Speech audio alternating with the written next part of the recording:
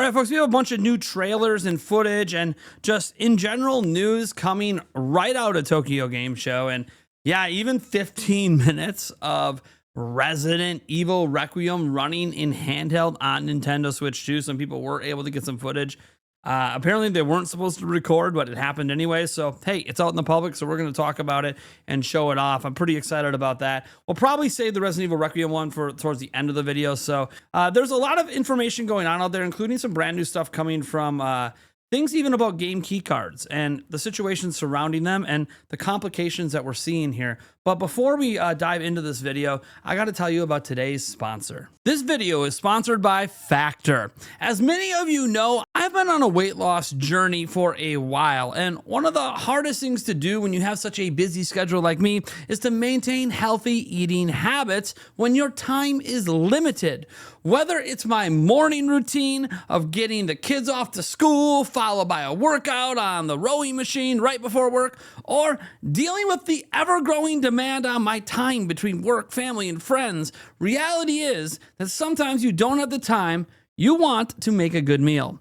That, for me, is where Factor comes into play. They have now introduced their healthiest menu to date and helped me immensely with issues such as portion control, keeping every meal between 350 to 550 calories. This helps me on my weight loss goals by making it a stress-free experience. In just 2 minutes, I have a hot and healthy meal ready to go before I move on to my next task for the day. My favorite part about Factor, beyond how little time it takes to get a good meal, is actually how delicious it is. When I was younger, I had a microwave meal that not only weren't really that healthy, they didn't taste all that great either. With Factor, I can't tell the difference between one of their meals and my own home cooking. It's that good. The meals are never frozen and their menu is constantly growing with 80 plus rotating weekly meal options. Head to factor75.com or click on the link below and use code Nintendo Prime FB50, all caps, baby, to get 50% off plus free breakfast for 1 year. That's code Nintendo Prime FB50 at factor75.com to get 50% off plus free breakfast for 1 year. Thank you, Factor, for sponsoring this video, but also thank you for helping me reach my health goals. Again, shout out to Factor for sponsoring this video. What I want to also note here is we have some giveaways going on. So we're giving away 3 copies of Super Mario Odyssey 1 and 2. You can enter down in the link in the pinned comment or the description. And obviously the same thing for 5 copies of Kirby Air Riders. We're giving away that as well. Again, a separate link down in the pinned comment or description. Let's go ahead and dive in here. So game key cards, a sales strategy decision, says Resident Evil Requiem director. This matters because we have some news, on this stuff. This comes from Capcom here. So it says, just recently, the director of Final Fantasy VII Remake Intergrade mentioned that game key cards for Switch 2 were somewhat of a necessary evil, stating that load times from physical cartridges are inferior. So it says, it's not a development issue for us. It's more of a sales strategy decision. That is according to the director, Koshi Nakanishi, has seemingly contradicted it. So this is like a new, fresh update to this. We're going to go over the original report, but I wanted to note here that there is this contradiction. They said this actually had nothing to do with development. It had to do with sales, but that is not the take that this other developer had on this. So this original take came from, the director, Hamaguchi. He's been chatting with German site JP Games, and this is what he had to say about the game keycard situation, which contradicts the new statement. So it says, I think perhaps the biggest issue for developers, and certainly for people like us who make high-end HD games, is the loading speed, because you compare that to the solid-state drive and the speed you can get from loading from that, it's going to be inferior to that. It just has to be. That's the way the media works, physically. So that's the bigger issue, really, in terms of making games, making high-end games for the Switch 2, and what it allows. Obviously, by doing a semi-download version of the game, you could then use the SSD and rely on that for smoother loading. So that's perhaps the bigger issue in terms of being a developer. Now, that's really interesting because, again, this statement here contradicts that. So it's interesting because these are 2 different people. One saying that it was actually a sales-based decision, another saying, hey, we actually made this decision. We never really talked about sales. This had to do with how the game loads and the load time. So it's a very interesting conversation because there's contradictory statements coming out, one more detailed, one less detailed. It's possible both are true, where like from a game development side, they were looking at it and being like, man, we really don't want to use this physical medium. It's going to make our game worse. The loading is going to be worse. And then it just so happens that on the other side, when they were considering sales, they were already talking internally outside of the development team that, hey, maybe we want to use game key cards because it's a better sales strategy for us. So again, it could be where both is true, even though they're contradictory statements. But obviously, we'll probably never know the full truth of it unless we get a full clarification directly from like the person who runs the whole company. But we're going to leave it at that because we have some other stuff we need to get to, including information on Final Fantasy VII Remake, Rebirth, and yes, the third game on Switch 2. There's been interviews flying around from Tokyo Game Show. And this one here we are posting from Famitsu. This is the one, obviously, we paid the most attention to because they're a local outlet. And it says this time has come to play. We're using, obviously, Google Translate. Final Fantasy VII Remake integrate comfortably in the palm of your hand. A trial version is also being prepared for the end of the year. That's right, a trial that you can play on your Switch 2. The final game is progressing smoothly. It looks like it will live up to expectations. So we go down to what we're talking about. In this article, we presented an interview with director Hamaguchi Naoki, guy we just talked about, based on our experience playing the game on Switch 2 in the ROG Xbox Ally X, a high-spec model from ROG Xbox Ally series of portable gaming systems. So this talks about the Ally X version.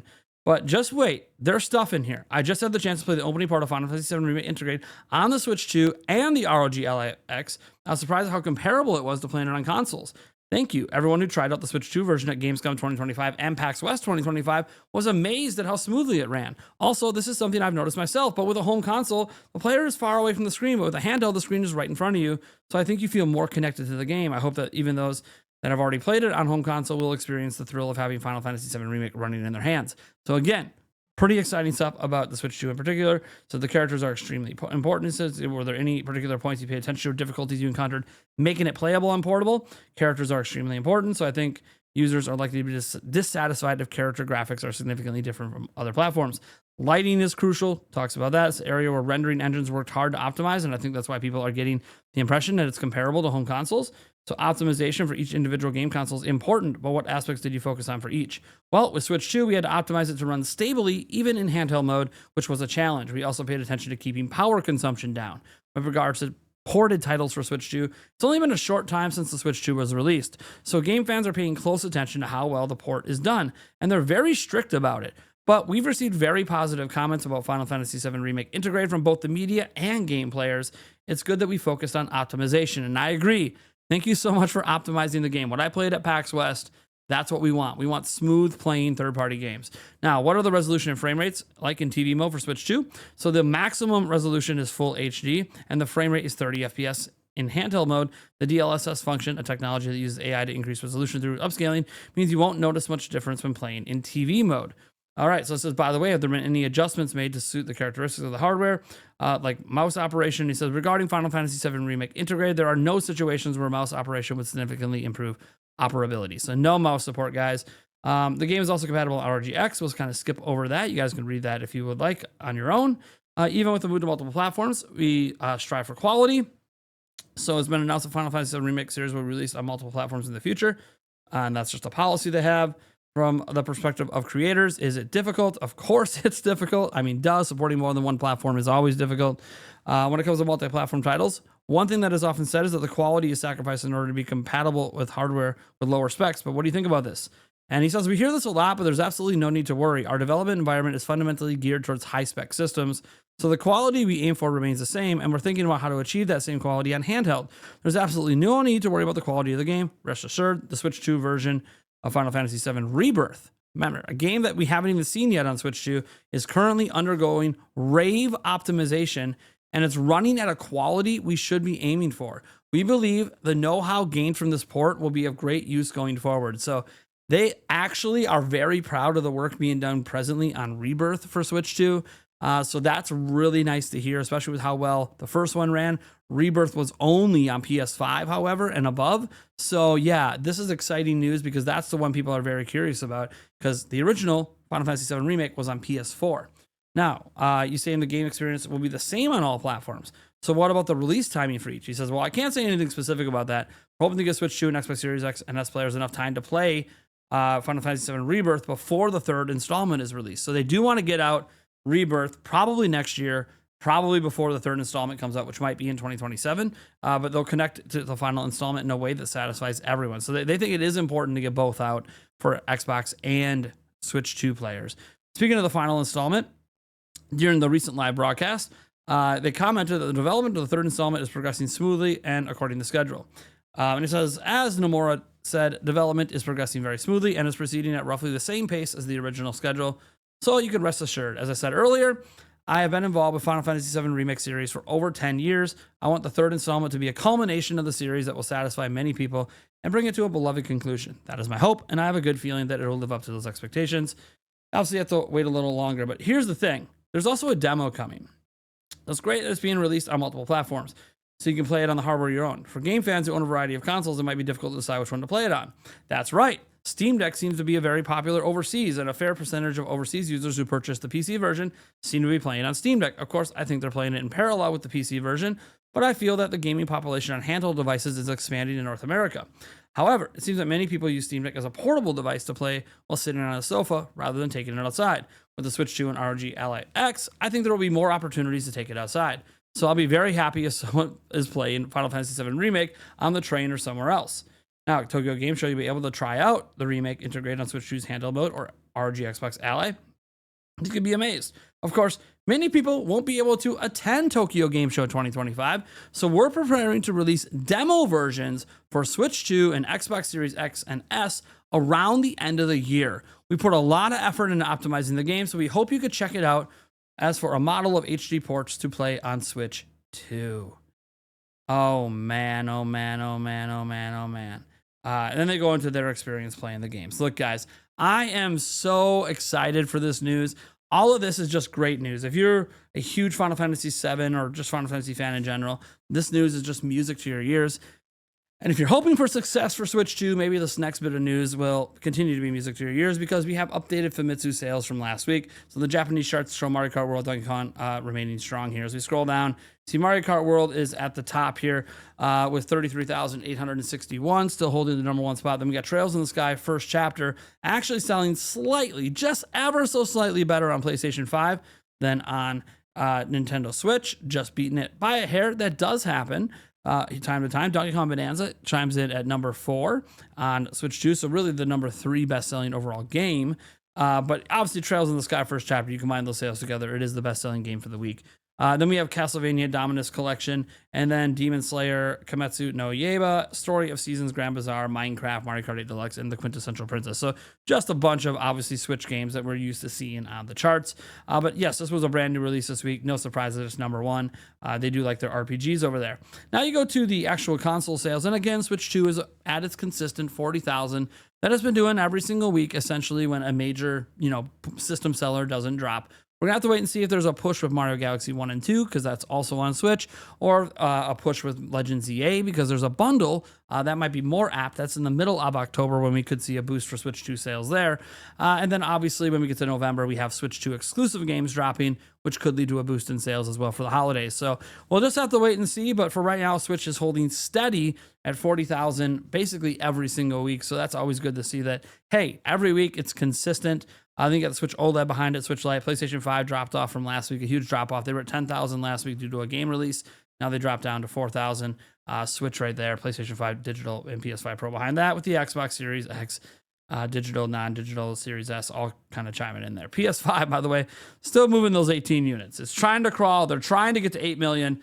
Don't know if it's going to happen, but hey, PS4 is still going there. I guess they haven't completely stopped making them. Or maybe they did, and these are just extra stock. I don't know. We also have an update on Dragon Quest 1 and 2 HD Remake. There was obviously the release date and all that, but there is a new trailer. And that's what we're really focused on when we scroll down here is the new trailer right here. So we'll just kind of hit play on this and let it go for a bit here. We're going to see if it's got a 4K version. It may not have a 4K version. Sometimes these trailers don't always have 4K. Yeah, this has got the premium HD, which you're not gonna get to experience anyways unless you are a YouTube premium member. But yeah, it's just a new trailer. Like, these games are coming. It's just nice to remind you guys that these games are on their way. There are some new content in both Dragon Quest 1 and Dragon Quest 2. So these are remakes that are adding to the game, not just updating the art style. So yeah, I just wanted to throw this out there. You guys can obviously check out the full trailer for yourself down in the description, but I wanted to let you know it was there if you guys are curious. We have about 4 minutes of footage there. Now, our next story is actually another new trailer. This time, we're getting the footage from basically IGN. There's actually quite a bit of it, but it's for Yooka Replaylee. We're just going to kind of play it from this spot so you guys can see some of the core gameplay here in full 4K. Now, it is confirmed, unfortunately, that this game is only running in 30 FPS on Nintendo Switch 2. They did get that confirmed at Tokyo Game Show, but I will note that they are in talks about doing a performance mode that could get it to 60. So definitely the game is probably possible to run higher than 30 right now, but they locked it at 30 because of the inconsistent frame rates probably when they had it unlocked.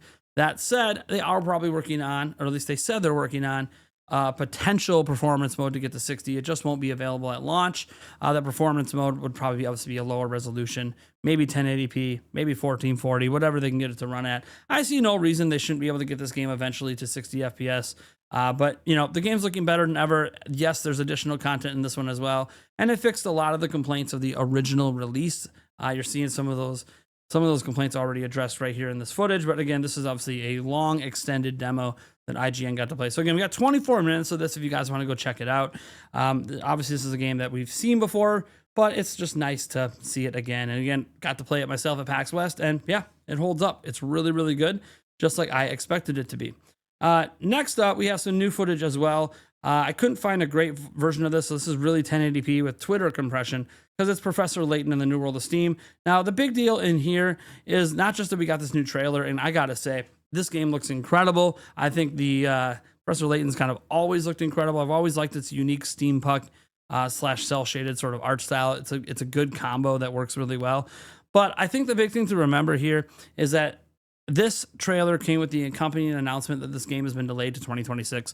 Now, given that this was supposed to be a game that came out this year and we heard basically no news all year, I don't think anyone is surprised this game got pushed to 2026. We still don't know when in 2026. There's no exact release date, but it is just nice to see a brand new trailer. You know, this trailer is about, you know, 1:40 long here. You're seeing some new gameplay, riding on mechanics. You guys know what Professor Layton is like. So it's just really cool that they at least dropped this new trailer.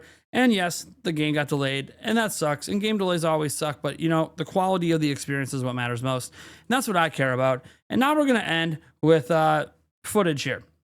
This footage is of Resident Evil 9 Requiem, and it's 15 minutes. And I just wanted to note here while we're watching this that, one, people weren't supposed to record footage, so it's just cool that we have this anyways. And two, I actually played this exact demo at PAX West, where again, we were in a dark room and we weren't allowed to record anything. But this opening area here is literally a CGI cutscene. So yeah, it looks incredible on Switch 2, but it's a pre-rendered cutscene. So it should look incredible. Really what matters is once you get into the gameplay. But the gameplay is really cool. I'm not even sure if this person got to the point where there's actually quite a bit you can do in this demo if you can get through the beginning area. Getting through the beginning area isn't always easy. You don't get to fight or shoot or anything. You have to avoid and distract and puzzle solve and probably get destroyed. But one thing here is when you're seeing here, they're playing in the first person mode right now. There is an option to play in first person mode and third person mode. I don't know if they're going to show a third person mode in here, but people have been noticing in the third person mode, yeah, it's the hair. The hair is what looks weird. When you play in first person mode, you don't see it. We know this because it's running in a fairly low resolution, being upscaled, and the upscaling technology doesn't really do as well with hair as it does with other objects. That's just how it is. Again, I've talked about this before. DLSS, I call it incorrectly artifacting in hair. Reality is hair is just really hard to upscale cleanly, but yeah, it is what it is. The game looks well, it runs well. It's definitely, I'm just going to say based on what I'm seeing here, and it's very hard to tell since I didn't go hands-on with the Switch 2 version, I went hands-on with the PlayStation 5 version, that it does look higher than 30 FPS. Like, I just glancing at this and having played the game myself, this does look like it is not 30 FPS. It looks higher. I don't know if it's 40. I think it's really hard to tell the difference between 40 and 30. I'm thinking this thing might be at 50. Hell, it might be at 60. Now, we don't have any confirmation on any of this, of course. It would be nice to get some, but unfortunately at this time, unless some new interviews come out, we do not have confirmation on the frame rate for Switch 2 or what they're even targeting. Like, there could be, this is what it runs at now. By the time it comes out in February, we're hoping for it to run better. Maybe we have a performance mode. Maybe we have a graphics mode, right? We don't know. But the game is running well. And I think that's the major takeaway here is this is a day-and-date AAA game launching on all platforms, including Switch 2. This is exactly what we've been asking third parties to do. None of these games coming out later than others. You know, we've been asking for announcements. Hey, they announced this game. It's day and date as other platforms. They even have a playable demo out. So you know they've been working on this for a while. Chaman, and my plan's actually going to change on this. I actually thought that this footage had some audio because he had the audio jack plugged in. But it turns out that's just for headphones. I would have plugged it into the camera. But that's neither here nor there. It's all right, folks. I'll link to the footage down below if you want to catch the full footage out and see what it looks like. There are some pretty cool moments in this footage and stuff. But, you know, it is what it is. Thank you guys so much for tuning in. And, of course, I'll catch you in the next video.